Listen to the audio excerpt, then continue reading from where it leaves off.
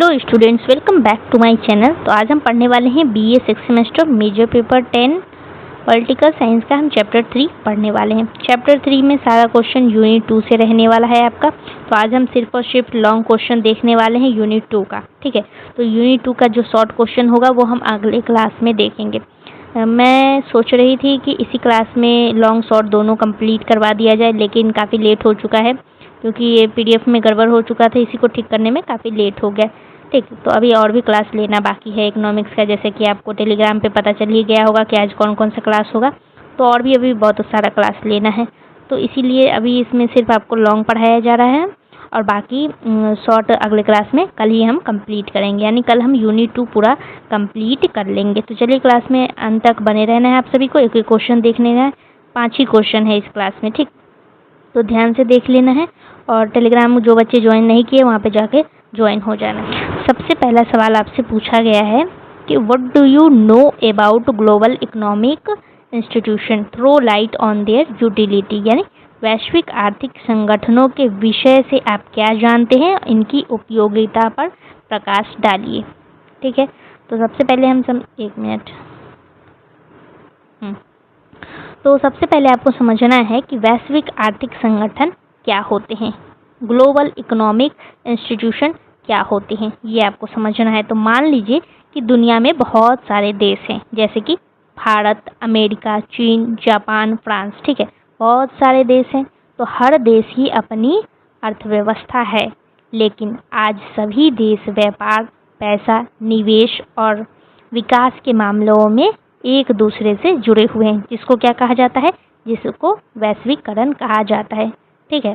तो अब अगर किसी देश को आर्थिक परेशानियां हो जाए, व्यापार में समस्या हो जाए या किसी गरीब देश को विकास के लिए पैसों की ज़रूरत हो, तो हर देश अकेले अकेले इन समस्याओं को हल नहीं कर सकता है। इसीलिए कई देशों ने मिलकर के कुछ अंतर्राष्ट्रीय संस्थाएं बनाई हैं जो देश की आर्थिक समस्या में मदद करती है। तो इन्हीं को वैश्विक आर्थिक संगठन कहते हैं, ठीक है। तो आपको ये याद रखना है। फॉर एग्जाम्पल के लिए अगर आपको नहीं समझ में आ रहा है तो एग्जाम्पल हम आपको देते हैं कि जैसे किसी कॉलेज में बहुत सारे विद्यार्थी हैं, अगर सभी विद्यार्थी अपनी अपनी समस्या खुद हल करने लगे तो परेशानी हो सकती है। तो इसीलिए कॉलेज में एक ऐसी व्यवस्था होती है जो सभी विद्यार्थियों की समस्या को देखती है। तो ठीक उसी तरीके से विश्व के देशों के बीच आर्थिक सहयोग के लिए वैश्विक आर्थिक संगठन काम करते हैं। इनका उद्देश्य क्या होता है? इनका उद्देश्य होता है कि देशों के बीच जो आर्थिक सहयोग है उसको बढ़ाना है और अंतर्राष्ट्रीय व्यापार को बढ़ावा देना है। और क्या होता है? जरूरत पड़ने पर आर्थिक सहायता देना, ठीक है। विकासशील देशों के विकास में मदद करना और विश्व अर्थव्यवस्था में स्थिरता बनाए रखना, तो ये इनका उद्देश्य होता है, ठीक है। तो अब हम जानेंगे कि IMF क्या है। IMF, चलिए हम सबसे पहले यहाँ जान लेते हैं IMF, कुछ संगठनों के नाम जान लेते हैं। तो विश्व में कई महत्वपूर्ण वैश्विक आर्थिक संगठन हैं, इनमें कुछ प्रमुख है। तो पहला संगठन है IMF, यानी अंतर्राष्ट्रीय मुद्रा कोष, ठीक है। तो इसके बारे में हम सबसे पहले जानेंगे। IMF का फुल फॉर्म क्या होता है? इसका फुल फॉर्म होता है इंटरनेशनल मॉनेटरी फंड, अंतर्राष्ट्रीय मुद्रा कोष इसको हिंदी में कहा जाता है। तो IMF को आप विश्व का आर्थिक मददगार समझ सकते हैं, ठीक। तो जब किसी देश की अर्थव्यवस्था में बड़ी समस्या आ जाती है और उस देश के पास विदेशी मुद्रा की कमी हो जाती है, तो IMF उस देश को ऋण और आर्थिक सहायता दे सकता है, ठीक है। जैसे कि फॉर एग्जांपल के लिए कि मान लीजिए कि देश ए को दूसरे देश से बहुत अधिक सामान खरीदना पड़ रहा है, लेकिन उसके पास विदेशी मुद्रा कम हो गई है। तो अब देश ए के सामने समस्या है कि वह दूसरे देशों को भुगतान कैसे करेगा, तो वो पेमेंट कैसे करेगा। तो ऐसी स्थिति में वह IMF से सहायता मांग सकता है। किससे सहायता मांगेगा? IMF, यानी अंतर्राष्ट्रीय मुद्रा कोष से सहायता मांगेगा। तो IMF उसे आर्थिक सहायता या ऋण दे सकता है और साथ में यह भी सुझाव दे सकता है कि देश अपनी अर्थव्यवस्था को कैसे सुधार सकता है। तो ये काम हो गया IMF का। दूसरा है आपका वर्ल्ड बैंक यानी विश्व बैंक। तो विश्व बैंक क्या है? विश्व बैंक को आप विकास के लिए पैसा देने वाली संस्था के रूप में समझ सकते हैं। तो इसका जो मुख्य उद्देश्य होता है कि विकासशील और गरीब देशों को विकास कार्यों के लिए आर्थिक सहायता देना। जैसे कि मान लीजिए कि किसी गरीब देश में सड़क नहीं है, स्कूल कम है, अस्पतालों की कमी है, बिजली की सुविधा कम है और सिंचाई की व्यवस्था भी कमज़ोर है। तो उस देश को इन विकास कार्यों के लिए बहुत अधिक धन भी चाहिए होगा। विकास का कार्य करना है तो धन तो चाहिए होगा। तो ऐसे समय में विश्व बैंक यानी वर्ल्ड बैंक उस देश की विकास परियोजनाओं के लिए ऋण और आर्थिक सहायता दे सकता है। फॉर एग्जाम्पल, अगर किसी देश को 100 गांवों को जोड़ने के लिए सड़क बनानी है लेकिन उसके पास पर्याप्त पैसा नहीं है, तो वह विश्व बैंक से विकास परियोजना के लिए सहायता ले सकता है। तो अगर डेवलपमेंट का काम करना है, विकास का काम करना है, तो किससे पैसा मांगेगा, किससे ऋण ले सकता है? तो वर्ल्ड बैंक से ले सकता है।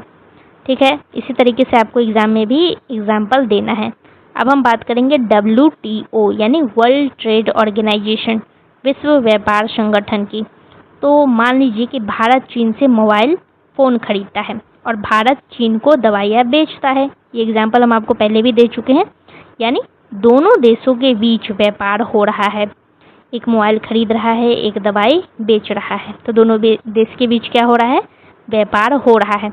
लेकिन अगर हर देश अपनी मनमानी व्यापार नीति बनाए और दूसरे देश के सामान पर बहुत ज़्यादा प्रतिबंध लगा दे तो अंतर्राष्ट्रीय व्यापार में परेशानी होगी। तो इसीलिए देशों के बीच व्यापार को नियमों के अनुसार और व्यवस्थित तरीके से चलने के लिए WTO महत्वपूर्ण भूमिका निभाता है यहाँ पे। फॉर एग्जाम्पल के लिए कि मान लीजिए कि एक बाज़ार में 10 दुकानदार हैं। ठीक है, एक बाज़ार में 10 दुकानदार हैं। अगर कोई दुकानदार किसी दूसरे दुकानदार को बिना कारण दुकान लगाने से रोकने लगे तो बाज़ार में क्या होगा? विवाद होगा। तो इसीलिए बाज़ार के कुछ नियम बनाए जाते हैं। ठीक इसी तरह से WTO अंतर्राष्ट्रीय व्यापार के लिए नियम और व्यवस्था बनाने में मदद करता है। ठीक, ये आपको याद रखना है। अभी अगला है ILO के बारे में भी हम पढ़ा चुके हैं। इसका फुल फॉर्म होता है इंटरनेशनल लेबर ऑर्गेनाइजेशन, अंतर्राष्ट्रीय श्रम संगठन। ठीक है, तो किसी कारखाना में मजदूर अगर काम करते हैं तो अब सवाल कुछ आता है कि सवाल ये उठता है कि उन्हें उचित मजदूरी मिले या न मिले, काम करने का समय कितना होगा, कार्यस्थल सुरक्षित होना चाहिए या फिर नहीं, मजदूरों के अधिकार क्या होंगे, बच्चों से मजदूरी करवानी चाहिए या फिर नहीं। तो इनसे जुड़ी अंतर्राष्ट्रीय श्रम मानकों को बढ़ावा देने में ILO महत्वपूर्ण भूमिका निभाता है। यानी ये जो भी करता है ILO हमेशा लेबर के लिए ही लड़ता है, उनके अधिकारों की बात करता है, उनको सुरक्षा प्रोवाइड करवाता है। फॉर एग्जाम्पल के लिए कि मान लीजिए कि किसी कारखानाओं में मजदूरों से बहुत ज़्यादा घंटे काम करवाया जाता है और उन्हें सुरक्षित वातावरण भी नहीं दिया जाता है। तो ऐसी परिस्थिति में श्रमिकों के अधिकार और बेहतर कार्य परिस्थिति के लिए ILO द्वारा बनाए गए अंतर्राष्ट्रीय श्रम मानक महत्वपूर्ण हो जाता है यहाँ पे। ठीक है, तो कुछ नियम ILO बनाती है लेबर के लिए। अगला है ADB। ADB का मतलब यहाँ पे क्या हो जाता है? इसका फुल फॉर्म होता है एशियन डेवलपमेंट बैंक, एशियाई विकास बैंक। ये आपको याद रखना है। तो ADB एशिया के देशों के विकास में आर्थिक मदद करने वाली संस्था है। तो एशिया में कई विकासशील देश हैं जिन्हें सड़क, बिजली, अस्पताल, स्कूल, रेलवे या फिर सिंचाई, तो इन सब के विकास के लिए बहुत अधिक धन की आवश्यकता होती है। तो ADB क्या करता है कि ADB ऐसे देशों को ऋण और आर्थिक या तकनीकी सहायता देता है। ठीक है, फॉर एग्जाम्पल के लिए कि मान लीजिए कि भारत के किसी क्षेत्र में सिंचाई की सुविधा बहुत कम है और वहाँ एक बड़ी सिंचाई परियोजना शुरू करनी है। तो अगर सरकार को इसके लिए अतिरिक्त धन और तकनीकी सहायता की ज़रूरत हो तो एडीबी जैसी संस्था विकास परियोजना में सहायता कर सकती है। ठीक है, ये आपको याद रख लेना है। अभी हम आगे बढ़ेंगे। वैश्विक आर्थिक संगठनों की उपयोगिता। अब ये हेडलाइन डाल करके आपको लिखना है कि आर्थिक विकास में सहायता करता है ये। इसका कहने का मतलब क्या है कि वैश्विक आर्थिक संगठन विकासशील और गरीब देशों को क्या करता है, ऋण और आर्थिक सहायता देता है। तो इस पैसों का उपयोग देश में किया जाता है। तो किन किन मामलों में किया जाता है, तो सड़क बनाने में, स्कूल बनाने में, अस्पताल बनाने में, बिजली की व्यवस्था को सुधारने में, सिंचाई की सुविधा को बढ़ाने में, रेलवे और अन्य आधारभूत सुविधा के विकास में कर सकते हैं। तो इन पैसों का इस्तेमाल इन सभी चीज़ में किया जाता है। फॉर एग्जाम्पल के लिए मान लीजिए कि किसी गरीब देश के पास पैसा कम है लेकिन उसे 100 गाँव में सड़क बनानी है, तो वह किसी अंतर्राष्ट्रीय संस्था से ऋण लेगा, ठीक, और उस पैसे से सड़क बनवाया जा सकता है। तो इससे सड़क बनेगा, लोगों को सुविधा मिलेगी, व्यापार बढ़ेगा, रोजगार भी बढ़ेगा और आर्थिक विकास होगा। अब दूसरा पॉइंट है कि अंतर्राष्ट्रीय व्यापार को बढ़ावा देना। इसका कहने का मतलब है कि मान लीजिए कि भारत चाहे दूसरे देश को बेचता है और दूसरे देश से मशीन खरीदता है, तो इसे अंतर्राष्ट्रीय व्यापार कहा जाता है। लेकिन अगर हर देश अपनी अलग अलग मनमानी व्यापार नीति बनाए तो देशों के बीच व्यापार करना मुश्किल हो सकता है। तो इसीलिए WTO जैसी संगठन अंतर्राष्ट्रीय व्यापार को नियमों के अनुसार और आसान बनाने में मदद करती हैं। फॉर एग्जांपल के लिए कि भारत किसी दूसरे देश को कपड़ा बेचता है, अगर दोनों देशों के बीच व्यापार की व्यवस्था आसान है तो भारत आसानी से कपड़े बेच सकेगा और दूसरे देश आसानी से खरीद सकेगा। तो इससे क्या होगा कि व्यापार बढ़ेगा, उत्पादन भी बढ़ेगा और रोजगार बढ़ेगा, और रोजगार बढ़ेगा तो देशों की आय भी बढ़ेगी, यानी इनकम आर्थिक विकास होगा। अगला पॉइंट है आर्थिक संकट में सहायता। इसका कहने का मतलब है कि कभी कभी किसी देश की अर्थव्यवस्था में बहुत बड़ी समस्या आ जाती है, जैसे कि विदेशी मुद्रा की कमी हो जाती है, भुगतान संतुलन की समस्या हो जाती है, या बहुत अधिक आर्थिक संकट आ जाती है तो विदेशी भुगतान करने में कठिनाइयाँ भी होती है। तो ऐसे स्थिति में देश को आर्थिक सहायता की जरूरत पड़ सकती है। जैसे कि फॉर एग्जांपल के लिए मान लीजिए कि देश ए है, कोई देश है जिसका नाम हम ए रख लेते हैं, ठीक। तो देश ए को दूसरे देशों से सामान खरीदने के लिए भुगतान करना है, भुगतान तो करना ही पड़ेगा अगर आप सामान खरीद रहे हैं तो, लेकिन उसके पास पर्याप्त विदेशी मुद्रा नहीं है, ठीक। तो अब देश ए आर्थिक संकट में है, ये आर्थिक संकट में आ चुका है। तो ऐसी स्थिति में ये क्या करेगा, ऐसी स्थिति में वह जाएगा कहाँ, IMF के पास, ठीक है। IMF, अभी हम आपको इसके बारे में पढ़ाए हैं। तो IMF से क्या करेगा, वित्तीय सहायता IMF से मांग सकता है। तो IMF उसे आर्थिक सहायता देगा। IMF क्या करेगा कि आर्थिक सहायता देने के साथ साथ ये सुझाव भी दे सकता है कि देश अपनी अर्थव्यवस्था को किस प्रकार सुधार सकता है, ठीक है। आई होप आपको ये पूरा क्लियर होगा। अभी चौथा पॉइंट है रोजगार और श्रमिकों की सुरक्षा। इसका कहने का मतलब है कि यहाँ पे मुख्य रूप से ILO को आपको ध्यान में रखना है। ILO के बारे में हम आपको पढ़ाए थे। तो ILO का काम है कि मजदूरों को काम करने के लिए अच्छा और सुरक्षित वातावरण मिले, ठीक है। तो इसमें कुछ मुख्य बातें हैं जो कि आपको ध्यान रखनी है। तो मजदूरों को उचित मजदूरी मिलना चाहिए, काम करने की जगह सुरक्षित होनी चाहिए, बहुत ज़्यादा घंटे काम न करवाया जाए, मजदूरों के अधिकारों की रक्षा हो। तो ये सब इसका उद्देश्य है ILO का। फॉर एग्जांपल के लिए कि जैसे कि हम आपको कारखाना का एग्जांपल दे रहे थे कि वहाँ पे घंटों घंटों काम करवाया जा रहा है और सुरक्षा जैसी कोई व्यवस्था भी नहीं दी जा रही है। तो ILO क्या करता था कि मजदूरों के अधिकारों के लिए आवाज़ उठाता था, उनको सुरक्षा प्रदान करवाता था, सुरक्षित परिस्थिति और उनके अधिकार, काम के घंटे को कम करवाता था, फिक्स करवाता था। तो ये सब काम ILO करता था, ठीक। तो ये आपको याद रखना है। पांचवा पॉइंट है कि गरीबी कम करने में सहायता, यानी गरीब देशों में बहुत से लोगों के पास पर्याप्त रोजगार, शिक्षा, स्वास्थ्य और दूसरी सुविधा नहीं होती है, ठीक है। तो विश्व बैंक जैसी संस्था क्या करती है कि गरीब और विकासशील देशों की विकास योजना में सहायता प्रदान करती है। जैसे कि मान लीजिए कि किसी गरीब क्षेत्र में स्कूल नहीं है, अस्पताल नहीं है, सड़क नहीं है, रोजगार के अवसर बहुत कम है, तो अगर विकास परियोजना के लिए आर्थिक सहायता मिलती है तो वहाँ पे स्कूल, सड़क, स्वास्थ्य सुविधा, रोजगार के अवसर बढ़ सकते हैं। तो इससे लोगों की आय बढ़ सकती है और गरीबी कम करने में मदद मिल जाती है। आर्थिक स्थिरता अगला पॉइंट है। आर्थिक स्थिरता का यहाँ पे मतलब हो जाएगा कि किसी देश या विश्व की अर्थव्यवस्था में बहुत ज़्यादा उतार चढ़ाव और संकट न हो। तो वैश्विक आर्थिक संगठन देशों के साथ मिलकर के आर्थिक समस्याओं को समझने और उनका समाधान करने में मदद करती हैं। फॉर एग्जांपल के लिए कि अगर किसी देश की अर्थव्यवस्था बहुत खराब हो जाए और उसे विदेशी भुगतान करने में परेशानी हो, तो आईएमएफ क्या करेगा कि आईएमएफ जैसी संस्था क्या करती है कि आर्थिक सहायता देकर के स्थिति को संभालने में मदद कर सकती है। तो इससे आर्थिक संकट को नियंत्रित करने में सहायता मिलती है। ठीक, तो ये आपको याद रखना है। अगला पॉइंट है देशों के बीच सहयोग। इसका कहने का मतलब है कि दुनिया में बहुत सारे देश हैं और हर देश की अपनी आर्थिक समस्या भी है। तो अगर सभी देश अपनी समस्या अकेले हल करें तो कठिनाइयाँ बढ़ सकती हैं। तो इसीलिए वैश्विक आर्थिक संगठन देशों को एक साथ बैठ करके चर्चा करने का अवसर देते हैं।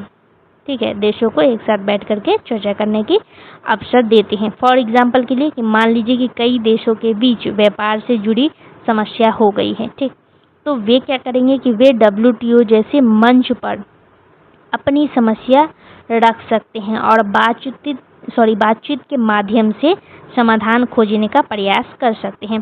तो इसी तरह आर्थिक संकट के समय भी देश अंतर्राष्ट्रीय संस्थाओं में सहयोग ले सकते हैं। अंतर्राष्ट्रीय संस्था से सहयोग ले सकते हैं। ठीक है, में नहीं। तो ये हो गया 7वां पॉइंट। 8वां पॉइंट आपको दिया गया है विकासशील देशों को विशेष सहायता। इसका कहने का मतलब है कि विकासशील देश वे देश होते हैं जिनकी अर्थव्यवस्था अभी पूरी तरह से विकसित नहीं हुई है। तो इसी को हम कहेंगे विकासशील देश। ठीक, जो भी स्टूडेंट्स को नहीं पता था कि विकासशील देश का क्या मतलब होता है, उनको समझ में यहाँ से आ जाएगा। तो इन देशों को क्या होता है, यानी विकासशील देशों को कई चीज़ों की आवश्यकता होती है। कौन सी चीज़ों की आवश्यकता होगी इनको पैसा चाहिए होगा, तकनीकी ज्ञान, प्रशिक्षण, विकास योजना, आधारभूत सुविधा, ये सब कुछ इनको चाहिए होगा। ठीक, तो वैश्विक आर्थिक संगठन इन्हें क्या करती है कि ऋण, तकनीकी सहायता, प्रशिक्षण और वित्तीय सहायता प्रदान करती है। यानी अर्थव्यवस्था से रिलेटेड इनको सब कुछ प्रदान किया जाता है, इनको सहायता दी जाती है, तकनीकी सहायता, पैसा, सब कुछ दिया जाता है इनको। तो मान लीजिए कि किसी विकासशील देश को आधुनिक सिंचाई व्यवस्था बनानी है, लेकिन उसके पास उतना पैसा नहीं है और तकनीकी ज्ञान भी नहीं है, तो अंतर्राष्ट्रीय संस्था उसे क्या करेगा कि ऋण देगा, तकनीकी सहायता भी देगा और विशेषज्ञों की मदद भी दे सकता है। तो इससे क्या होगा कि इससे परियोजना पूरी हो सकती है और देश के आर्थिक विकास को गति मिल सकती है। तो ये जो विकासशील देश है ये भी धीरे धीरे विकास की ओर बढ़ेगा, विकसित देश बनेगा। तो ये इतना आपको लिखना है यहाँ तक। ठीक, क्वेश्चन नंबर 1 हो गया कंप्लीट। अभी क्वेश्चन नंबर 2 आपसे पूछा गया है कि आर्थिक संगठनों के उदय के क्या कारण रहे हैं। ये आर्थिक संगठन अपने उद्देश्य की पूर्ति में कहाँ तक सफल रहे हैं और वर्तमान वैश्विक परिदृश्य के संदर्भ में मूल्यांकन कीजिए। 3 बात इसमें पूछ लिया गया है आपसे। ठीक है, तो चलिए हम अब इसको समझाते हैं।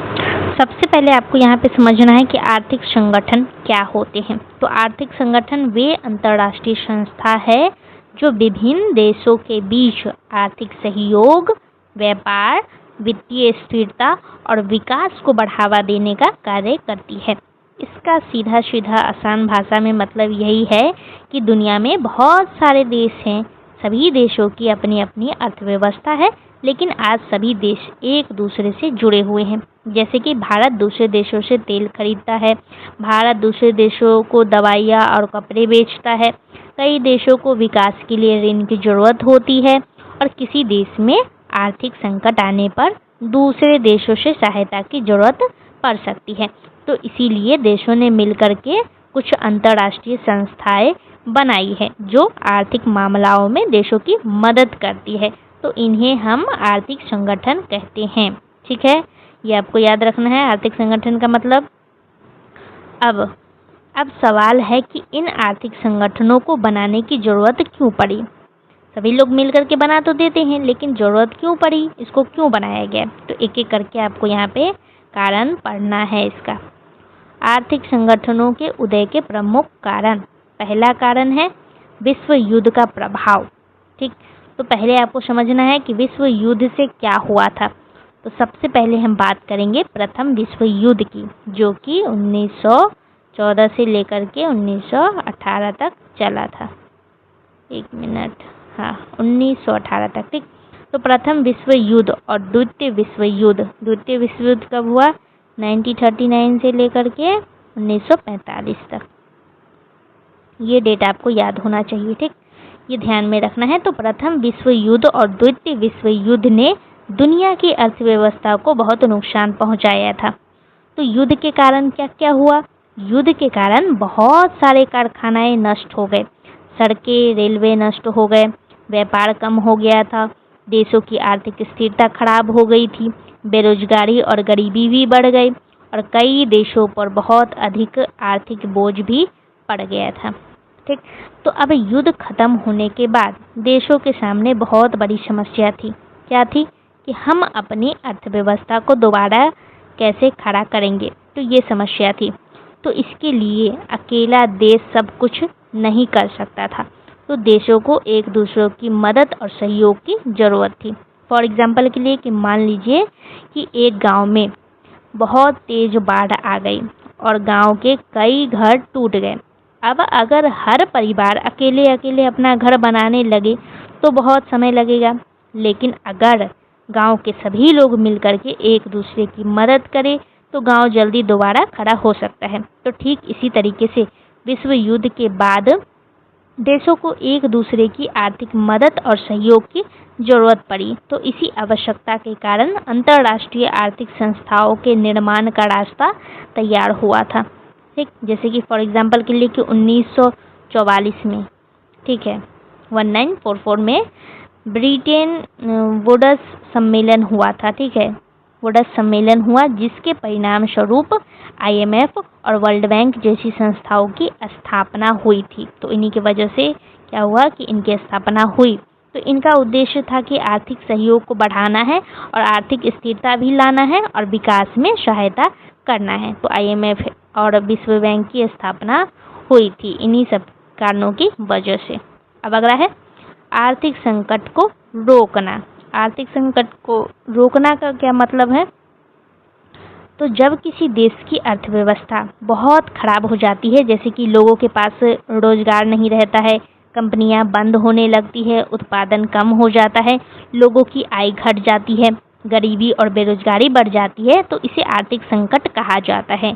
ठीक है, तो 1930 के दशक में महामंदी हो गई थी। ठीक है, महामंदी।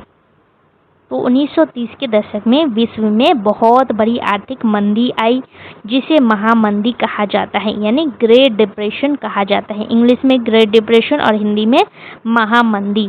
तो महामंदी किसको कहा जाता है, ये आपको याद रखना है। और इसका असर केवल एक देश पर नहीं पड़ा था, बल्कि कई देशों की अर्थव्यवस्था प्रभावित हो चुकी थी।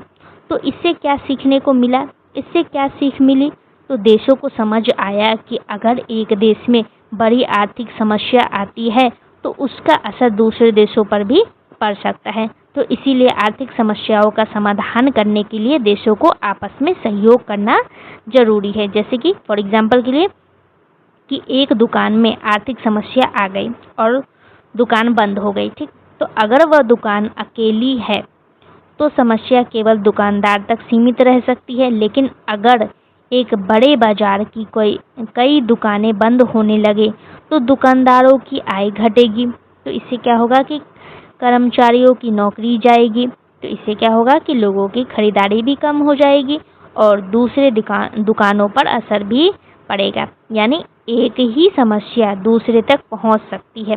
तो ठीक इसी तरीके से देशों की अर्थव्यवस्था भी एक दूसरे से जुड़ी हुई है। तो इसी कारण की वजह से आर्थिक संकट से निपटने के लिए अंतर्राष्ट्रीय आर्थिक संगठनों की आवश्यकता महसूस हुई। ठीक है, अभी तीसरा पॉइंट है कि अंतर्राष्ट्रीय व्यापार में वृद्धि। इसका कहने का मतलब है कि जब एक देश दूसरे देश से सामान या सेवाएं खरीदता या बेचता है तो उसको हम कहते हैं अंतर्राष्ट्रीय व्यापार। फॉर एग्जाम्पल के लिए कि भारत दूसरे देश से कच्चा तेल खरीदता है, मशीन खरीदता है और इलेक्ट्रॉनिक सामान खरीदता है। ठीक, तो भारत दूसरे देशों को क्या देता है? दवाइयाँ बेचता है, कपड़े बेचता है, चाय बेचता है, सेवाएं बेचता है। ठीक है, तो अब ये अंतर्राष्ट्रीय व्यापार है। तो ये सब क्या है? ये सब कहलाएगा आपका अंतर्राष्ट्रीय व्यापार। तो फिर समस्या क्या थी? ये भी सवाल आता है कि समस्या क्या थी इसमें। तो जब देशों के बीच व्यापार बढ़ने लगा तो अलग अलग देशों के अलग अलग नियम थे। कहीं ज़्यादा कर लगाया जाता था यानी टैक्स।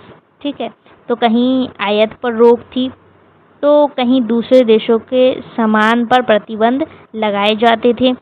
तो इससे अंतर्राष्ट्रीय व्यापार में कठिनाइयाँ होती थी। तो इसीलिए देशों को एक ऐसी अंतर्राष्ट्रीय व्यवस्था की जरूरत महसूस हुई जो व्यापार को आसान बना दे और व्यापारिक बाधाओं को कम करे और व्यापार के नियम बनाए, तो देशों के बीच व्यापारिक विवादों को सुलझाने में मदद करे। तो इसी आवश्यकता ने WTO जैसी अंतर्राष्ट्रीय आर्थिक संगठन के विकास को बढ़ावा दिया। ठीक है, तो यहाँ पे WTO याद रखना है इसका फुल फॉर्म, और इसके बारे में हम आपको ऑलरेडी पढ़ा चुके हैं। मान लीजिए कि एक बाजार में 10 दुकानदार हैं और हर दुकानदार अपना अलग अलग नियम बना ले और एक कहे कि दूसरी दुकान का सामान नहीं बिकेगा, दूसरा कहे कि बाहर से सामान लाने पर बहुत ज़्यादा शुल्क लगेगा आपको, तो तीसरा कह रहा है कि मैं तुम्हारा सामान बाजार में नहीं आने दूंगा। तो बाजार में क्या होगा? तो बाजार में व्यापार करना मुश्किल हो जाएगा अगर लोग ऐसा ही करेंगे तो इसी तरह देशों के बीच भी व्यापार के लिए कुछ नियम और व्यवस्था जरूरी है। ठीक, तो इसीलिए इन संस्थाओं की आवश्यकता महसूस हुई। आर्थिक विकास की आवश्यकता, इसका कहने का मतलब है कि दुनिया में सभी देश आर्थिक रूप से समान नहीं हैं। कुछ देश बहुत विकसित हैं तो जबकि कुछ देश अभी विकास कर रहे हैं। तो विकासशील और गरीब देशों को विकास के लिए बहुत सारी चीज़ों की ज़रूरत पड़ती है। पैसा, सड़क, बिजली, स्कूल, अस्पताल, सिंचाई, तकनीक, प्रशिक्षण, इन सभी चीज़ों की ज़रूरत उनको पड़ेगी। ठीक, लेकिन कई गरीब देशों के पास इन सभी कामों के लिए पर्याप्त पैसा और तकनीकों का ज्ञान नहीं होता है उनके पास। इसीलिए उन्हें अंतर्राष्ट्रीय संस्थाओं से ऋण लेना पड़ता है। आर्थिक सहायता और तकनीक सहयोग की आवश्यकता होती है। फॉर एग्जाम्पल के लिए कि किसी विकासशील देश को एक बड़ा अस्पताल बनाना है तो अस्पताल बनाने के लिए बहुत पैसा चाहिए, लेकिन उस देश के पास पर्याप्त पैसा नहीं है। तो ऐसी स्थिति में विश्व बैंक जैसी संस्था विकास परियोजना के लिए आर्थिक सहायता दे सकती है। तो इस सहायता से क्या होगा कि अस्पताल बनेगा, लोगों को स्वास्थ्य सुविधा मिलेगी, रोजगार बढ़ेगा, जीवन स्तर सुधरेगा, तो देश का विकास होगा। तो इसीलिए आर्थिक विकास की आवश्यकता ने भी वैश्विक आर्थिक संगठन के उदय में महत्वपूर्ण भूमिका निभाई है। तो इसीलिए इन संस्थाओं की आवश्यकता होती है। अगला है वित्तीय स्थिरता। वित्तीय स्थिरता कहने का क्या मतलब है यहाँ पे? इसका कहने का मतलब है कि किसी देश की मुद्रा, बैंकिंग व्यवस्था और विदेशी भुगतान और वित्तीय व्यवस्था में बहुत ज़्यादा अस्थिरता न हो। कभी कभी किसी देश के पास दूसरे देश से सामान खरीदने या विदेशी कर्ज चुकाने के लिए पर्याप्त विदेशी मुद्रा नहीं होती है, तो इससे आर्थिक समस्या पैदा हो सकती है। तो ऐसी समस्याओं से निपटने और अंतर्राष्ट्रीय वित्तीय व्यवस्था में स्थिरता बनाए रखने के लिए IMF जैसी संस्था महत्वपूर्ण भूमिका यहाँ पे निभाती है। जैसे कि फॉर एग्जाम्पल के लिए कि किसी देश को विदेश से तेल खरीदना है, लेकिन उनके पास डॉलर जैसी विदेशी मुद्रा बहुत कम है, तो अब वो विदेश से तेल खरीदने का भुगतान करने में परेशानियां महसूस कर सकता है। तो ऐसी स्थिति में क्या होगा कि IMF आर्थिक सहायता देकर के उस देश को संकट से निकालने में मदद कर सकता है। अगला पॉइंट है वैश्वीकरण का विस्तार। यहाँ पे वैश्वीकरण का मतलब है कि दुनिया के अलग अलग देश व्यापार, निवेश, तकनीक, पैसा, सेवाओं के माध्यम से एक दूसरे से अधिक जुड़ गए हैं। तो इसी को हम वैश्वीकरण कहते हैं। आई होप आपको ये अच्छे तरीके से पता होगा, क्योंकि बहुत बार हम आपको पढ़ा चुके हैं। कुछ नए स्टूडेंट्स भी होते हैं जिनको नहीं पता होता है, या कुछ स्टूडेंट्स भूल भी जाते हैं, तो बार बार इसीलिए बताया जाता है ताकि आपको याद रहे। ठीक है, तो आज भारत में इस्तेमाल होने वाला कोई मोबाइल दूसरे देश में बना हो सकता है। ये ज़रूरी नहीं है कि भारत में मोबाइल अगर बिक रहा है तो ये ज़रूरी तो बिल्कुल भी नहीं है कि वो भारत में ही बना होगा, दूसरे देश में भी तो बन सकता है। तो उसमें किसी तीसरे देश की तकनीक हो सकती है और उसका कोई सामान चौथे देश से आ सकता है। मतलब भारत में मोबाइल, अगर कोई मोबाइल है जो कि भारत में बन रहा है, इस्तेमाल हो रहा है, तो ये ज़रूरी नहीं है कि इस मोबाइल में जो भी पार्ट्स होगा ये भारत में ही अवेलेबल होगा। कोई दूसरा देश से पार्ट्स लेकर के इसको बनाया जा सकता है, कोई तीसरे देश से कुछ भी लेकर के इसमें इस्तेमाल हो सकता है मोबाइल में। ठीक है, तो कोई तीसरे देश से तकनीक की हेल्प ली जा सकती है इस मोबाइल को बनाने में, और किसी से सामान खरीद करके लाया जा सकता है इस मोबाइल को बनाने में। तो सभी देशों का इस मोबाइल को बनाने में हाथ हो सकता है, यानी कई देशों की अर्थव्यवस्था आपस में जुड़ी हुई है। तो इसका मतलब ये हुआ कि अगर एक बड़े देश की अर्थव्यवस्था में समस्या आती है तो उसका असर दूसरे देशों पर पड़ सकता है। मान लीजिए कि किसी बड़े देश में आर्थिक संकट आ गई, वहाँ लोगों ने दूसरे देशों से सामान खरीदना कम कर दिया, तो इससे उन देशों का निर्यात कम हो सकता है, कंपनियों की बिक्री घट सकती है और उत्पादन कम हो सकता है और रोजगार पर असर पड़ सकता है। तो इसीलिए वैश्वीकरण बढ़ने के साथ देशों को एक दूसरे के साथ आर्थिक सहयोग की जरूरत और बढ़ गई है। ठीक, आई होप ये क्लियर है। अगला पॉइंट है देशों के बीच आर्थिक सहयोग। इसका कहने का मतलब है कि आज कोई भी देश हर चीज़ खुद नहीं बनाता है। भारत कुछ चीज़ें दूसरे देशों से खरीदता है और कुछ चीज़ें दूसरे देशों को बेचता है। तो इसी तरीके से हर देश दूसरे देशों पर किसी न किसी रूप में निर्भर होता है। तो इसीलिए देशों को समझ आया कि आज हम मिलकर के काम करेंगे तो व्यापार और आर्थिक विकास ज़्यादा अच्छे तरीके से हो सकता है। तो इसी सोच के कारण विभिन्न क्षेत्रीय और वैश्विक आर्थिक संगठनों का विकास हुआ, जैसे कि एशियन के बारे में अभी आपको डिटेल में शॉर्ट में पढ़ना है, जो कि हम अगले क्लास में पढ़ेंगे। ठीक है, एशियन दक्षिण पूर्व एशिया के देशों के बीच आर्थिक सहयोग बढ़ाता है। EU की बात करें, यानी यूरोपियन यूनियन की, तो यूरोपीय देशों के बीच आर्थिक सहयोग और एकीकरण को बढ़ावा देता है। WTO की बात करें, WTO अंतर्राष्ट्रीय व्यापार की व्यवस्था में महत्वपूर्ण भूमिका निभाता है। तो ये कुछ अंतर्राष्ट्रीय संस्था है जो कि महत्वपूर्ण भूमिका निभाती है। ठीक, तो कुछ के बारे में हम पढ़ चुके हैं, कुछ के बारे में हम आगे भी पढ़ेंगे। तो अब आगे दिया गया है आर्थिक संगठनों की सफलता। अब आपको अगला हेडिंग देना है जिसमें आपको पढ़ाया जाएगा कि आर्थिक संगठनों की सफलता के बारे में। तो आर्थिक संगठन अपने उद्देश्य की पूर्ति में काफ़ी हद तक सफल रहे हैं। क्वेश्चन में पूछा गया है ना, ये कितना हद तक सफल रहे हैं, तो वो भी आपको बताना है।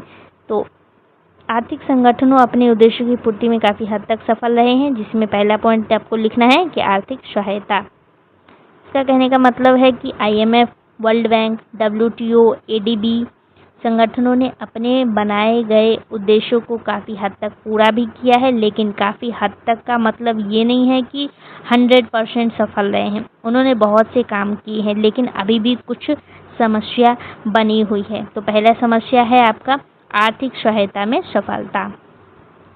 तो ये है आपका पहला समस्या, यानी IMF ने आर्थिक संकट में फंसे देशों को वित्तीय सहायता दी है। फॉर एग्जाम्पल के लिए कि किसी देश के पास विदेशी भुगतान करने के लिए पर्याप्त धन नहीं है, तो IMF क्या करता था कि सहायता देता था उसको। दूसरा पॉइंट है विकास कार्यों को बढ़ावा। इसका मतलब है कि विश्व बैंक ने विकासशील देशों में सड़क, बिजली, शिक्षा, स्वास्थ्य और अन्य विकास परियोजना में सहायता की है। फॉर एग्जाम्पल के लिए कि किसी गरीब देश को स्कूल या अस्पताल बनाने के लिए धन चाहिए, तो विश्व बैंक से विकास परियोजना के लिए सहायता मिल सकती है।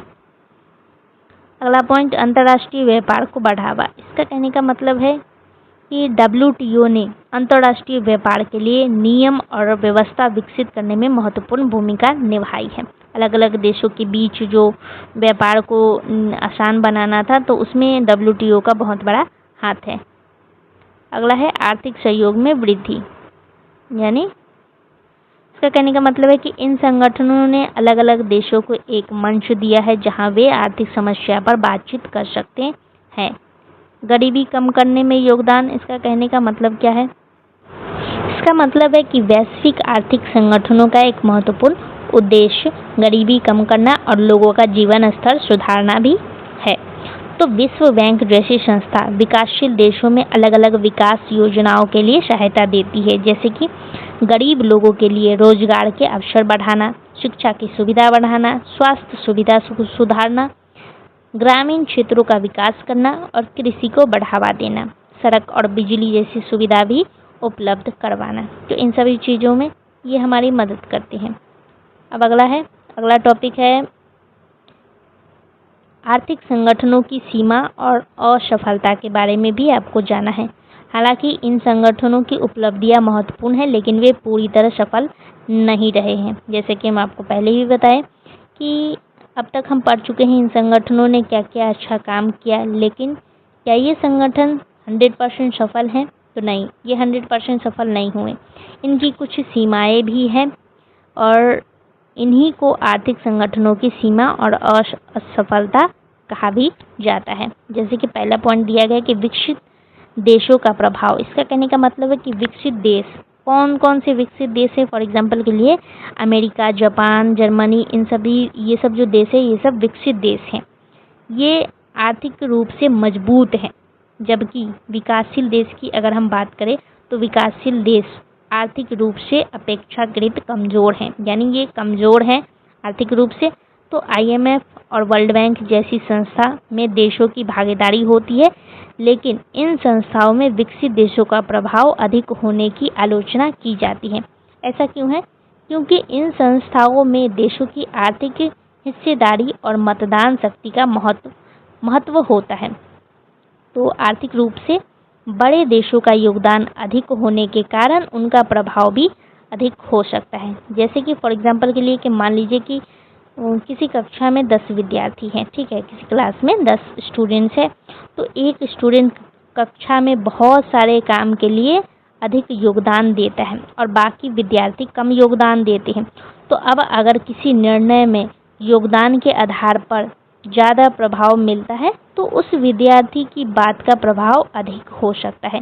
तो इसी तरीके से अंतर्राष्ट्रीय आर्थिक संस्था में भी विकसित देशों के अधिक प्रभाव की आलोचना की जाती है।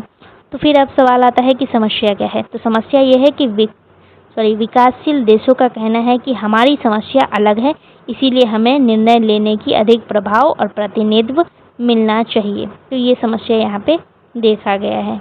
जो विकसित देश है उनकी बात अधिक सुनी जाती है, उनको ज़्यादा महत्व दिया जाता है, और जो विकासशील देश है उनकी समस्या अलग है, उनको कम महत्व दिया जाता है क्योंकि उनका योगदान भी कम है। अगला पॉइंट है ऋण का बढ़ता बोझ। इसका कहने का मतलब है कि जब किसी देश को विकास या आर्थिक संकट के लिए पैसों की ज़रूरत होती है तो वो अंतर्राष्ट्रीय संस्थाओं से ऋण ले सकता है, लेकिन ऋण का मतलब है कि वो पैसा बाद में वापस करना पड़ेगा। अगर कोई देश बार बार ऋण लेता रहे और उसकी आय पर्याप्त न बढ़े तो उस पर ऋण का बोझ बढ़ सकता है। जैसे कि मान लीजिए कि आपने किसी से 10,000 उधार लिया, ठीक, कुछ समय बाद आपने फिर 10,000 उधार लिया, फिर आपने तीसरी बार भी उधार ले लिया, तो अब आपके ऊपर 30,000 का कर्ज हो चुका है। तो अगर आपकी आय कम है तो इस कर्ज को वापस करना आपके लिए मुश्किल हो सकता है। तो ठीक इसी तरह से कुछ विकासशील देशों के लिए अंतर्राष्ट्रीय ऋण चुकाना कठिन हो जाता है। तो ऋण की शर्तों की समस्या क्या थी? तो ऋण की शर्तों की समस्या ये थी कि कई बार अंतर्राष्ट्रीय संस्था ऋण देते समय कुछ आर्थिक शर्तें भी रख देते थे, जैसे सरकार को अपने खर्च कम करने, आर्थिक नीतियों में बदलाव करने, इन सभी चीज़ों की आवश्यकता हो सकती है। तो आलोचकों का कहना है कि ऐसी शर्तों का असर कभी कभी गरीब और आम लोगों पर पड़ सकता है। अब अगला पॉइंट है तीसरा नंबर की वैश्विक असमानता। असमानता का मतलब हो जाता है यहाँ पे कि सभी देशों की आर्थिक स्थिति एक जैसी नहीं होती है। कुछ देश बहुत अमीर और विकसित हैं, जबकि कुछ देश अभी भी गरीब या विकासशील हैं। तो वैश्विक आर्थिक संगठन ने विकास और गरीबी कम करने के लिए बहुत काम किया है, लेकिन इसके बावजूद भी अमीर और गरीब देशों के बीच आर्थिक अंतर पूरी तरह खत्म नहीं हुआ है। फॉर एग्जांपल के लिए कि मान लीजिए कोई देश है, देश ए और देश बी, ठीक। तो देश ए बहुत विकसित है, ठीक। वहाँ अच्छी सड़कें हैं, अस्पताल है, स्कूल है, तकनीक है, रोजगार के अवसर बहुत हैं देश ए में। और देश बी की अगर हम बात करें तो वहीं देश बी में अभी भी गरीबी, बेरोजगारी, आधारभूत सुविधा की कमी है। तो यहाँ पे कमी है और यहाँ पे हर चीज़ अवेलेबल है। तो इससे पता चलता है कि दोनों देशों की आर्थिक स्थिति में बहुत अंतर है। इसीलिए कहा जाता है कि वैश्विक आर्थिक संगठनों के प्रयासों के बावजूद वैश्विक आर्थिक असमानता अभी भी बनी हुई है। तो अमीर देश ज़्यादा विकसित होते हैं और जो गरीब देश है वो उनके पास कम विकास होता है। तो इन दोनों में जो अंतर हो जाता है उसी को हम वैश्विक असमानता कहते हैं। व्यापार विवाद, इसका कहने का मतलब क्या है कि WTO का उद्देश्य अंतर्राष्ट्रीय व्यापार को नियमों के अनुसार व्यवस्थित करना और व्यापारिक विवादों को सुलझाने में मदद करना है। लेकिन इसके बावजूद देशों के बीच व्यापार संबंधी विवाद होते रहते हैं। तो व्यापार युद्ध क्या होता है? तो जब दो देश एक दूसरे के सामान पर बहुत अधिक आयात शुल्क यानी टैक्स या टैरिफ लगाते हैं और व्यापार प्रतिबंध लगाते हैं, तो इसे व्यापार तनाव या व्यापार युद्ध कहा जा सकता है। फॉर एग्जाम्पल के लिए कि भारत किसी देश से सामान खरीदता है। अब भारत उस देश के सामान पर ज़्यादा शुल्क लगा देता है, तो इसके जवाब में वह देश भी भारत के सामान पर ज़्यादा शुल्क लगा देता है। तो अब दोनों देशों के बीच व्यापार महंगा और कठिन हो जाता है। तो इसी तरह के विवादों को व्यापार विवाद कहा जाता है। तो इससे क्या पता चलता है? इससे पता चलता है कि WTO के नियम होने के बावजूद भी अंतर्राष्ट्रीय व्यापार की सभी समस्या पूरी तरह समाप्त नहीं हुई है। नियम है लेकिन समस्या समाप्त अभी भी नहीं हुई है। अगला पॉइंट है कि विकासशील देशों की समस्या। तो वैश्विक आर्थिक संगठनों ने विकासशील देशों की मदद के लिए बहुत सारे प्रयास किए हैं, लेकिन आज भी कई विकासशील देशों में गरीबी, बेरोजगारी, महंगाई, कम आय और कमज़ोर स्वास्थ्य सुविधा और शिक्षा की कमी, ये सब समस्या वहाँ पे मौजूद है। तो मान लीजिए कि किसी विकासशील देश को अंतर्राष्ट्रीय संस्था से विकास के लिए ऋण मिला, तो उसने सड़क और स्कूल को बना दिया, लेकिन देश में अभी भी बेरोजगारी, गरीबी, महंगाई जैसी समस्या बनी हुई है। तो इसका मतलब ये है कि केवल आर्थिक सहायता मिलने से देश की सभी समस्या पूरी खत्म नहीं हो जाती है। तो इसीलिए कहा जाता है कि आर्थिक संगठन अपने सभी उद्देश्यों को पूरी तरह प्राप्त नहीं कर पाए हैं। तो यहाँ तक हो गया। अब अगला टॉपिक है वर्तमान वैश्विक परिदृश्य में मूल्यांकन। अब अगला टॉपिक आपको ये जानना है इसके बारे में। तो सबसे पहले आपको समझना है कि वर्तमान वैश्विक परिदर्शन का मतलब क्या होता है। इसका मतलब होता है कि आज के समय में दुनिया की आर्थिक स्थिति कैसी है और उसमें वैश्विक आर्थिक संगठन की क्या भूमिका है। तो आज दुनिया के देश पहले से कई ज़्यादा एक दूसरे से जुड़े हुए हैं, ठीक। तो दुनिया की अर्थव्यवस्था एक दूसरे से जुड़ी हुई है। तो आज कोई भी देश पूरी तरह अकेले नहीं रह सकता है। एक देश दूसरे देश से सामान खरीदता है, सामान बेचता है, विदेशी निवेश लेता है, तकनीक लेता है, कच्चा माल खरीदता है, ठीक। तो ये सब चीज़ वो आपस में करते हैं। अब बात आता है कोविड-19 के बाद आर्थिक समस्या। तो कोविड-19 महामारी के दौरान दुनिया के कई देशों में कारखानाएं बंद हो गई थी, व्यापार कम हो गया, लोगों की नौकरियां प्रभावित हुई, उत्पादन भी घट गया था और आपूर्ति व्यवस्था में परेशानी हुई। तो महामारी के बाद भी कई देशों को आर्थिक सुधार में कठिनाइयों का सामना करना पड़ा। तो इससे ये बात स्पष्ट हुई कि अंतर्राष्ट्रीय आर्थिक सहयोग बहुत ज़्यादा जरूरी है। अब तीसरी समस्या क्या हुई कि महंगाई की समस्या आ गई। तो आज कई देशों के सामने महंगाई एक महत्वपूर्ण समस्या रही है। ठीक, अभी भी आपको न्यूज़ में सुनने मिल रहा होगा कि चीनी महंगा हो गया है। तो जब वस्तुओं और सेवाओं की कीमतें बढ़ती है तो आम लोगों के लिए जीवन यापन महंगा हो जाता है। फॉर एग्जाम्पल के लिए कि अगर तेल की कीमत बढ़ती है तो तेल महंगा होगा तो परिवहन भी महंगा हो जाएगा और सामान लाने ले जाने का खर्च भी बढ़ जाएगा, तो सामान की कीमत भी बढ़ सकती है। तो इसीलिए एक देश की समस्या का प्रभाव दूसरे देश पर भी पड़ सकता है। इसके बाद क्या समस्या होती है? इसके बाद आपका समस्या आता है आपूर्ति श्रृंखला की समस्या। आपूर्ति श्रृंखला की समस्या आती है यानी सप्लाई चेन का। इसका मतलब हो जाता है कि किसी वस्तु को बनाने के लिए जरूरी सामान का अलग अलग स्थानों से आना और फिर तैयार वस्तु का लोगों तक पहुंचाना। जैसे कि मोबाइल की ही एग्जांपल हम आपको दे रहे थे, तो मान लीजिए कि चिप एक देश से आया और स्क्रीन दूसरे देश से खरीदा गया और अन्य सामान तीसरे देश से खरीदा गया, उसके बाद मोबाइल तैयार किया गया। अगर इनमें से किसी एक देश से सामान आना बंद हो जाए तो मोबाइल का उत्पादन प्रभावित हो सकता है। तो इसीलिए वैश्विक आर्थिक सहयोग जरूरी हो जाता है। अब पांचवा पॉइंट कि रूस यूक्रेन युद्ध का प्रभाव हुआ, यानी रूस यूक्रेन युद्ध का प्रभाव केवल उन्हीं देशों तक सीमित नहीं रहा है। इससे ऊर्जा, खाद्य पदार्थों और अंतर्राष्ट्रीय व्यापार पर प्रभाव पड़ा है और कई देशों को आर्थिक कठिनाइयों का सामना भी करना पड़ा है। तो इसी तरीके से परिस्थिति दिखाती है कि वैश्विक अर्थव्यवस्था कितनी आपस में जुड़ी हुई है। अब छठा पॉइंट है बढ़ते व्यापारिक तनाव। इसका कहने का मतलब है कि आज कई देशों के बीच व्यापार को लेकर के मतभेद और प्रतिस्पर्धा देखने को मिलता है। तो कुछ देश दूसरे देशों के सामान पर अधिक आयात शुल्क लगा देते हैं, यानी टैरिफ लगा देते हैं। तो इससे अंतर्राष्ट्रीय व्यापार प्रभावित हो सकता है। तो इसीलिए WTO जैसे संगठनों की भूमिका यहाँ पे बहुत ज़्यादा महत्वपूर्ण हो जाता है। तो आज क्या होता है कि आज IMF, वर्ल्ड बैंक और WTO की भूमिका बहुत ज़्यादा बढ़ चुकी है। ठीक है, तो IMF, वर्ल्ड बैंक, WTO के बारे में आपको पढ़ाया गया। लेकिन इन संगठनों में सुधार की ज़रूरत क्यों है? तो दुनिया लगातार बदल रही है। जब ये संस्थाएं बनी थी तब आज जैसी समस्या नहीं थी उस टाइम में। तो आज नई समस्या भी सामने आ रही है, जैसे कि जलवायु परिवर्तन, डिजिटल अर्थव्यवस्था। ठीक है, डिजिटल अर्थव्यवस्था, साइबर और डिजिटल व्यापार, वैश्विक असमानता, नई आर्थिक महामंदियों का खतरा, बढ़ते व्यापारिक तनाव। तो इसीलिए इन संगठनों को भी अपनी नीतियों और काम करने के तरीके के समय के अनुसार बदलाव करना जरूरी होता है।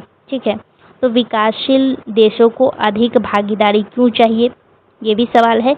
तो विकासशील देशों की आर्थिक समस्या विकसित देशों से अलग हो सकती है। इसीलिए विकासशील देशों का कहना है कि उन्हें अधिक प्रतिनिधित्व, अधिक निर्णय लेने की शक्ति और बेहतर वित्तीय सहायता मिलनी चाहिए। ठीक है, जैसे कि फॉर एग्जांपल के लिए कि अगर किसी बैठक में 20 देश हैं और उनमें से कुछ देश बहुत गरीब हैं, तो उनकी समस्याओं को भी निर्णय लेते समय पर्याप्त महत्व मिलना चाहिए। तो इसीलिए वैश्विक आर्थिक संस्थाओं में विकासशील देशों की अधिक भागीदारी की मांग की जाती है। ये पूरा हो गया अब आपका कंप्लीट। तो यहाँ तक आपको ये पूरा लिख लेना है। ठीक है, क्वेश्चन नंबर 3 पूछा गया है describe IMF and world bank in detail. तो IMF के बारे में हम आपको पढ़ा चुके हैं, वर्ल्ड बैंक के बारे में भी आपको एक बेसिक आइडिया लग गया होगा। ठीक, थोड़ा बहुत हम आपको और समझा देते हैं, इसके बारे में बता देते हैं, उसके बाद हम स्पीड में थोड़ा थोड़ा करके जल्दी जल्दी पढ़ लेंगे। तो आपके पैराग्राफ से यहाँ पे लिखा गया है जो पैराग्राफ, इसमें जो पैराग्राफ दिया गया है, तो इसका मतलब ये है कि द्वितीय विश्व युद्ध के बाद क्या हुआ ये आपको समझना है। तो द्वितीय विश्व युद्ध कब से कब तक हुआ? तो 1939 से लेकर के 1945 के कारण 1945 तक हुआ। 39 से 1945 द्वितीय विश्व युद्ध चला। ठीक, तो द्वितीय विश्व युद्ध के कारण दुनिया के कई देशों की अर्थव्यवस्था बहुत खराब हो गई थी। कारखानाएं नष्ट हो गए, सड़क रेलवे खराब हो चुका था, व्यापार भी कम हो चुका था, बेरोजगारी और गरीबी भी बढ़ गई थी और देश को आर्थिक सहायता की जरूरत थी। तो इसीलिए देशों को लगा कि अब केवल अपने अपने स्तर पर काम करने से समस्या हल नहीं होगी, तो देशों को मिल करके आर्थिक सहयोग करना होगा। तो इसी उद्देश्य से IMF, WTO या वर्ल्ड बैंक जैसी संस्था अस्तित्व में आई। ठीक है, तो IMF के क्या उद्देश्य थे, यहाँ पे कुछ उद्देश्य भी दिया गया है, ये आपको IMF के बारे में पढ़ लेना है। IMF का पूरा नाम यानी इसका फुल फॉर्म होता है इंटरनेशनल मॉनेटरी फंड, और इसकी स्थापना कब हुई थी, तो इसका स्थापना 1944 में हुआ, इनके द्वारा किया गया था और 1945 में ये कार्य करना शुरू कर देता है। और इसका मुख्यालय कहाँ है, तो यहाँ है इसका मुख्यालय, ये आपको पढ़ लेना है, अमेरिका में है। तो अब हम बात करेंगे इसके मुख्य उद्देश्य के बारे में। IMF का कुछ उद्देश्य है, जैसे कि अंतर्राष्ट्रीय मौद्रिक सहयोग को बढ़ावा देना। तो इसका कहने का मतलब है कि दुनिया में अलग अलग देशों की अलग अलग मुद्राएं हैं। भारत की क्या है, भारत का रुपया है, अमेरिका का डॉलर है और यूरोप के कई देशों का यूरो है। ठीक, तो इन देशों के बीच व्यापार और भुगतान के लिए मुद्रा संबंधी व्यवस्था में सहयोग जरूरी है। तो IMF देशों के बीच मौद्रिक और वित्तीय सहयोग को बढ़ावा देता है। जैसे कि भारत को अमेरिका से सामान खरीदना है, तो भारत रुपये में भुगतान करता है जबकि अमेरिका डॉलर में भुगतान करता है। तो इस तरह से अंतर्राष्ट्रीय व्यापार में अलग अलग मुद्राओं की व्यवस्था महत्वपूर्ण हो जाती है। दूसरा पॉइंट, अंतर्राष्ट्रीय व्यापार के विकास में सहायता करना। इसका कहने का मतलब है कि IMF का एक उद्देश्य ये भी है कि देश के बीच अंतर्राष्ट्रीय व्यापार बढ़े। भारत दूसरे देशों को दवाई, कपड़े, चाय ये सब बेचता है, ठीक, और दूसरे देशों से तेल, मशीन, इलेक्ट्रॉनिक सामान खरीदता है। तो अगर देशों की आर्थिक और मौद्रिक व्यवस्था स्थिर रहे तो अंतर्राष्ट्रीय व्यापार को बढ़ावा मिल सकता है। तीसरा पॉइंट है सदस्य देशों की भुगतान संतुलन की समस्या को दूर करने में सहायता करना। भुगतान संतुलन क्या है, भुगतान संतुलन का क्या मतलब हुआ, तो किसी देश का विदेशों से होने वाला पैसा का लेन देन भुगतान संतुलन से जुड़ा हुआ होता है, इसी को कहते हैं भुगतान संतुलन। तो मान लीजिए कि भारत विदेशों से बहुत अधिक सामान खरीद रहा है और विदेशों को कम सामान बेच रहा है, तो भारत से बाहर जाने वाला पैसा अधिक हो सकता है और विदेशी मुद्रा की कमी की समस्या पैदा हो सकती है। तो ऐसी स्थिति में भुगतान संतुलन की समस्या हो सकती है। तो ऐसे समय में IMF आर्थिक सहायता दे करके देश को इस समस्या से निपटने में मदद कर सकता है। ठीक,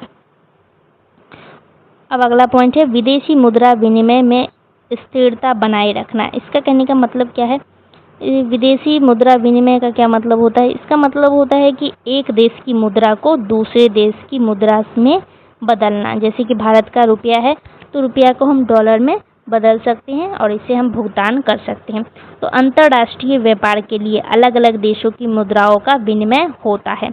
तो IMF का उद्देश्य ये भी है कि अंतर्राष्ट्रीय मौद्रिक व्यवस्था में स्थिरता और सहयोग को बढ़ावा देना। फॉर एग्जाम्पल के लिए कि अगर किसी देश की मुद्रा में बहुत ज़्यादा अस्थिरता हो जाए तो उस देश के लिए दूसरे देशों के साथ व्यापार और भुगतान करना कठिन हो सकता है। तो इसीलिए मुद्रा और वित्तीय व्यवस्था में स्थिरता इम्पॉर्टेंट हो जाता है यहाँ पे। अगला पॉइंट है कि आर्थिक संकट के समय सदस्य देशों को वित्तीय सहायता देना। तो इसका मतलब है कि अगर किसी देश की अर्थव्यवस्था गंभीर संकट में है और उसे विदेशी भुगतान के लिए धन की ज़रूरत है तो IMF उसे क्या करेगा कि ऋण देगा या वित्तीय सहायता दे सकता है। तो मान लीजिए कि कोई देश A है, इसके पास विदेशी मुद्रा बहुत कम हो गई है और उसे दूसरे देशों से ज़रूरी सामान भी खरीदना है, लेकिन भुगतान करने में परेशानी हो रही है क्योंकि इसके पास तो मुद्रा की कमी है। तो ऐसी स्थिति में IMF से सहायता ली जा सकती है। ठीक, अगला पॉइंट है विश्व अर्थव्यवस्था में आर्थिक स्थिरता बनाए रखने में सहयोग करना। IMF केवल एक देश की समस्या नहीं देखता है बल्कि विश्व की आर्थिक स्थिरता पर भी नजर रखता है। तो इसका उद्देश्य देशों के बीच आर्थिक सहयोग बढ़ाना और वैश्विक वित्तीय व्यवस्था को अधिक स्थिर बनाने में मदद करना भी है। तो ये 6 पॉइंट आपको इसको याद रखना है। ये उद्देश्य था। और IMF का क्या कार्य होता है? तो आर्थिक सहायता प्रदान करना, आर्थिक नीतियों की निगरानी करना, जैसा कि हम आपको पहले भी पढ़ा चुके हैं। तकनीकी सहायता भी ये देता है और अंतर्राष्ट्रीय मौद्रिक सहयोग भी ये करता है। तो बार बार एक ही चीज़ को पढ़ाने का मतलब है कि काफ़ी लंबा वीडियो हो जाएगा। तो वित्तीय संकट से निपटने में सहायता, ठीक। तो ये कुछ 5 पॉइंट आपको इसमें याद रखना है। ये इसका IMF का कार्य होता है और IMF की उपयोगिता के बारे में अब आपको यहाँ पर जानना है। तो IMF ने अनेक देशों को आर्थिक संकट के समय सहायता दी है, ये बात बिल्कुल सही है। तो इससे देशों को विदेशी भुगतान, मुद्रा संकट, भुगतान संतुलन की समस्या से निपटने में मदद मिली है और आर्थिक और वित्तीय स्थिरता बनाए रखने में महत्वपूर्ण भूमिका निभाता है IMF, ठीक। IMF की कुछ आलोचना भी है। तो IMF की कुछ नीतियों की आलोचना भी की जाती है, जैसे कि ऋण देते समय कई बार कठिन आर्थिक शर्त लगाई जाती है। जैसे कि हम आपको बताए थे कि कई बार शर्त लगा दिया जाता है ऋण देते समय। ऋण लेने वाले देशों को सरकारी खर्च कम करने जैसी नीति अपनानी पड़ती है। तो ये सब कुछ शर्त वो लगाता है, ठीक। तो ये कुछ 4 पॉइंट लिखा गया है, इसको आपको पढ़ लेना है। अब दूसरा आपको इसमें पूछा गया था वर्ल्ड बैंक के बारे में। तो विश्व बैंक की स्थापना भी 1944 में ही हुआ और इसका मुख्य उद्देश्य युद्ध से प्रभावित देशों के पुनर्निर्माण और विदेश में विकासशील देशों के आर्थिक विकास में सहायता करना है। इसका मुख्यालय वाशिंगटन DC अमेरिका में है और विश्व बैंक मुख्य रूप से विकासशील और गरीब देशों के विकास के लिए कार्य करता है। तो विश्व बैंक का कुछ उद्देश्य है, जैसे कि गरीबी को कम करना, विकासशील देशों को आर्थिक सहायता देना, आधारभूत संरचना का विकास करना, शिक्षा स्वास्थ्य के क्षेत्र में सुधार करना, रोजगार और आय के अवसर बढ़ाना, देशों के विकासशील परियोजना के लिए ऋण देना। और अब हम बात करेंगे इसकी कार्य के। तो इसका कार्य क्या है कि विकास परियोजना के लिए ये ऋण देता है, शिक्षा और स्वास्थ्य में सहायता करता है, गरीबी उन्मूलन, गरीबी में भी ये हमारी मदद करता है, यानी ये गरीब देशों को हेल्प देता है। कृषि विकास में तकनीकी सहायता और निजी निवेश को बढ़ावा भी ये देता है। तो ये कुछ 6 कार्य है इसका, जो कि आपको याद रखना है। अब विश्व बैंक की उपयोगिता, यानी विश्व बैंक ने विकासशील देशों में आधारभूत संरचना, शिक्षा, स्वास्थ्य, कृषि, गरीबी, इन सब से संबंधित अनेक परियोजना में सहायता की है। इतना सब करने के बाद इसमें भी कुछ आलोचना है, जैसे कि विश्व बैंक की कुछ आलोचना की जाती है, जैसे कि ऋण लेने वाले देशों पर ऋण का बोझ भी बढ़ सकता है। अगर वो ऋण लेते जा रहा है, उसके पास चुकाने के लिए उतना उसका इनकम नहीं है उस देश का, ठीक है, तो उसके पास ज़्यादा बोझ हो जाता है, ऋण का बोझ हो जाता है। तो ये कुछ आलोचना है इसकी। और ऋण के साथ कुछ आर्थिक शर्त भी जुड़े होते हैं। कुछ परियोजना के कारण स्थानीय लोगों और पर्यावरण पर नकारात्मक प्रभाव पड़ने की भी आलोचना हुई है। विकासशील देश का कहना है कि निर्णय लेने में उनका प्रभाव विकसित देशों की तुलना में कम है। ये हम आपको समझा ही रहे थे कि ये चाहते थे कि इनकी भागीदारी ज़्यादा हो, इनकी भी बात, इनकी भी समस्या को सुनी जाए। तो यहाँ तक आपको पढ़ना है, इसको आपको थोड़ा रीड कर लेना है, ठीक है। अब अगला पॉइंट है एशियन के बारे में। हम आपको बोल रहे थे कि आगे भी पढ़ेंगे हम, तो एशियन के बारे में अब हम पढ़ेंगे। और शॉर्ट में भी एशियन से रिलेटेड एक क्वेश्चन इस पर पूछा गया है, एक क्वेश्चन BRICS इस पर भी पूछा गया है। इसके बारे में हम अगले क्लास में पढ़ेंगे, ठीक। तो एशियन के बारे में आपको यहीं पर ध्यान से पूछ लेना है, क्योंकि शॉर्ट में भी एक क्वेश्चन पूछा गया है, तो वहाँ पे आपको उतना ध्यान देने की ज़रूरत नहीं होगी। तो आसियान का पूरा नाम होता है association of south east Asian nation, इसका फुल फॉर्म है, ठीक। इसका कहने का मतलब है कि दक्षिण पूर्वी एशिया राष्ट्रों का संगठन। इसकी स्थापना 8 अगस्त 1967 को बैंकॉक घोषणा के माध्यम से हुई थी। और इसका मुख्य जो उद्देश्य है वो क्या है, दक्षिण पूर्व एशिया के देशों के बीच आर्थिक, सामाजिक और राजनीतिक और सांस्कृतिक सहयोग को बढ़ावा देना। तो ये दक्षिण पूर्व एशिया के देशों में इन सभी मामलों में बढ़ावा देता है, यानी सहयोग करता है। तो आसियान की कुछ प्रमुख प्रगति है, जैसे कि सदस्य देशों की संख्या में वृद्धि, आर्थिक सहयोग में वृद्धि करता है ये, और मुक्त व्यापार को बढ़ावा देता है। आसियान आर्थिक समुदाय, विदेशी निवेश में वृद्धि, राजनीतिक सहयोग, इसमें जो भी लिखा हुआ है ना आपको थोड़ा सा पढ़ लेना है। सामाजिक और सांस्कृतिक सहयोग, क्षेत्रीय शांति और स्थिरता, अन्य देशों के साथ इसका संबंध और आसियान की कुछ प्रमुख उपलब्धियां भी हैं। तो ये सब होने के बाद इसमें कुछ लिमिटेशन भी लगाया गया है, जैसे कि सदस्य देशों के बीच आर्थिक विकास का स्तर समान नहीं है।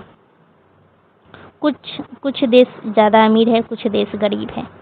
कुछ क्षेत्रीय और राजनीतिक विवाद अभी भी मौजूद है। नियम होने के बाद भी आप देख रहे थे कि किस तरीके से अभी भी नियम होने के बाद भी समस्या थी। सभी सदस्य देश किसी भी मुद्दे पर एक समान विचार नहीं रखते हैं। संगठन में निर्णय लेने की प्रक्रिया कई बार धीमी हो जाती है। बाहरी शक्तियों के बढ़ते प्रभाव के कारण आसियान के सामने कई नई चुनौती भी देखने को मिली है। तो यहाँ तक इसका आंसर आपको लिखना है। क्वेश्चन नंबर 5 पूछा गया है कि यूरोपीय संघ की स्थापना से यूरोपीय देशों की आर्थिक स्थिति में आए परिवर्तन की समीक्षा कीजिए। तो ईयू के बारे में हम आपको बता रहे थे पहले भी, यूरोपीय यूनियन, इसका फुल फॉर्म होता है कि यूरोप के देशों का एक महत्वपूर्ण राजनीतिक और आर्थिक संगठन ये है। ठीक, तो इसका उद्देश्य सदस्य देशों के बीच आर्थिक सहयोग, व्यापार, निवेश, विकास को बढ़ावा देना है। यूरोपीय संघ की स्थापना की प्रक्रिया यूरोपीय समुदाय से शुरू हुई। ठीक, 1993 में maastricht संधि के लागू होने के साथ यूरोपीय संघ अस्तित्व में आया। इसके बाद क्या हुआ कि यूरोपीय देशों की आर्थिक स्थिति में कई महत्वपूर्ण परिवर्तन भी आए, यानी चेंजेस आया। कौन कौन सी चेंजेस आई? पहला है व्यापार में वृद्धि हुआ। दूसरा कि एकल बाजार का विकास हुआ, यानी सिंगल मार्केट विकसित हुई। तो इसमें क्या हुआ कि इसमें वस्तु, सेवा, पूंजी और लोगों की आवाजाही को अधिक स्वतंत्र बनाया गया। अगला पॉइंट है साझा मुद्रा यूरो का प्रयोग, यानी यूरो का उपयोग यहाँ पे किया गया था। तो इससे उन देशों के बीच व्यापार और भुगतान करना आसान हुआ और मुद्रा बदलने की समस्या भी कम हो गई थी और विदेशी निवेश में वृद्धि हुई। इसका कहने का मतलब है कि यूरोपीय संघ के बड़े एकत्र बाजार ने निवेशकों को आकर्षित किया। इससे उद्योगों और व्यवसायों के विस्तार में सहायता मिली और आर्थिक गतिविधि बढ़ा। अगला पॉइंट रोजगार के अवसर में वृद्धि हुआ, यानी रोजगार मिला। आर्थिक विकास में सहायता, कृषि क्षेत्र में सुधार, प्रतिस्पर्धा में वृद्धि हुई। आर्थिक स्थिरता। ठीक, ये कुछ 8 पॉइंट आपको लिख लेना है। यूरोपीय संघ की आर्थिक उपलब्धियां, इसका कहने का मतलब है कि यूरोपीय संघ ने यूरोपीय देश को एक बड़े आर्थिक बाजार में बदलने की महत्वपूर्ण भूमिका निभाई है। तो व्यापार और निवेश बढ़े हैं और श्रम की आवाजाही आसान हुई है। तो कई देशों में आधारभूत संरचना और आर्थिक विकास को भी बढ़ावा दिया गया था और यूरोपीय संघ आज विश्व की प्रमुख आर्थिक शक्तियों में से एक है। तो इसके सामने कुछ चुनौतियां भी आती है, जैसे कि यूरोपीय संघ की आर्थिक सफलता के बावजूद भी कुछ समस्या भी है, जैसे कि सदस्य देशों की आर्थिक स्थिति एक जैसी नहीं होती है। कोई ज़्यादा गरीब है तो कोई ज़्यादा अमीर है। तो कुछ देशों पर अधिक सरकारी ऋण का बोझ भी होता है। बेरोजगारी और महंगाई की समस्या भी देखी गई है और यूरो मुद्रा अपनाने वाले देशों के लिए समान मौद्रिक नीति कभी कभी कठिनाइयाँ पैदा करती है। और वैश्विक आर्थिक संगठन और अंतर्राष्ट्रीय प्रतिस्पर्धा यूरो अर्थव्यवस्था के लिए चुनौती है।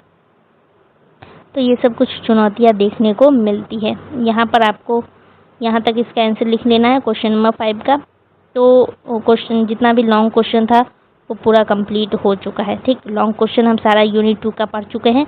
अब अगले क्लास में हम शॉर्ट क्वेश्चन पढ़ेंगे। तो आई होप कि ये वीडियो आप सभी के लिए काफ़ी हेल्पफुल रहेगा एंड अपने दोस्तों के साथ शेयर कर देना है। थोड़ा सा बस हम लास्ट में जल्दी करके कंप्लीट करवा दिए हैं, तो आपको क्या करना है कि थोड़ा सा बस दोस्तों के साथ शेयर कर देना है। इसका PDF आपको टेलीग्राम पे मिल जाएगा। टेलीग्राम का लिंक दिया गया है, पिछले क्लास में भी दिया गया था, कुछ डिस्क्रिप्शन में भी होगा, एंड वहाँ पे चैनल के डिस्क्रिप्शन में आपको इसका लिंक मिल जाएगा। वहाँ से भी जा करके ज्वाइन हो जाना है, क्योंकि वहाँ पे क्लास का टाइम अपडेट कर दिया जाता है। थैंक यू सो मच आप सभी को क्लास में अंत तक बने रहने के लिए। चैनल को सब्सक्राइब कर लेना है, अपने दोस्तों के साथ भी थोड़ा सा शेयर करना है।